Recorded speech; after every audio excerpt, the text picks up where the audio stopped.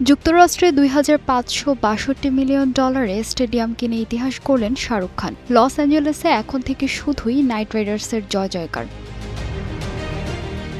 আন্তর্জাতিক ক্রিকেটের মানচিত্র বদলে দিয়ে ক্যালিফোর্নিয়ার পোমোনায় যাত্রা শুরু করল নাইট রাইডার্স ক্রিকেট গ্রাউন্ড।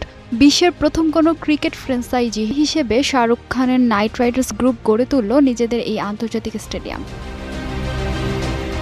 প্রায় $21 মিলিয়ন বা বাংলাদেশি মুদ্রায় প্রায় 256 কোটি টাকা ব্যয়ে নির্মিত এই স্টেডিয়ামটি শুধু একটি মাঠ নয়, বরং যুক্তরাষ্ট্রের ক্রিকেটের নতুন প্রাণকেন্দ্র।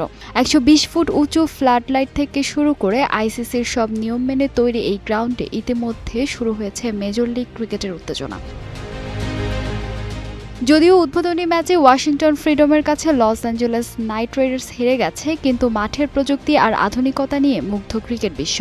সবচেয়ে বড় চমক হলো 2028 সালের লস অ্যাঞ্জেলেস অলিম্পিকের অন্যতম ভেন্যু হতে যাচ্ছে এই স্টেডিয়ামটি। শাহরুখ খান তার প্রতিক্রিয়ায় বলেছেন, এটি শুধু একটি স্বপ্ন পূরণ নয়, বরং বিশ্বজুড়ে ক্রিকেটকে আরও জনপ্রিয় করার এক নতুন অঙ্গীকার। উদ্বোধনী ম্যাচে NBA তারকা মেটা ওয়ার্ল্ড পিসের প্রথম বল করার দৃশ্য বুঝিয়ে দিয়েছে যুক্তরাষ্ট্রেও এবার ক্রিকেটের জয়গান গাওয়ার সময় এসেছে। কলকাতার IPL থেকে ক্যারিবিয়ান প্রিমিয়ার লিগ, সবখানেই নাইট রাইডার্সের দাপট। এবার নিজস্ব স্টেডিয়ামের হাত ধরে যুক্তরাষ্ট্র জয় কি শুধুই সময়ের অপেক্ষা? ফাহিমা সুরভি, নিউজ ডেস্ক, গ্লোবাল টেলিভিশন।